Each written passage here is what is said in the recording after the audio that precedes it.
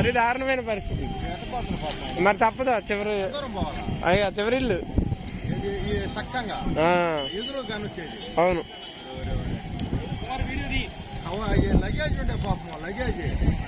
తినడానికి కూడా ఇబ్బందులు అవుతుంది. మరి ఏం చేస్తాం, మరి కొనుక్కు రావాలి కదా.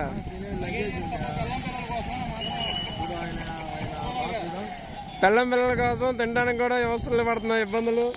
విజయవాడలో చూస్తున్నాం కళ్ళ ముందు. చూడండి ఎంత లోతులో దిగి మరి తినడానికి తెచ్చుకుంటున్నారు. అయ్యా ఇంకా వెళ్ళిపోద్ది, ఇంకా మునిగిపోతుంది. చూడండి కవర్లు మునిగిపోతాయి. మనిషి కూడా చాలా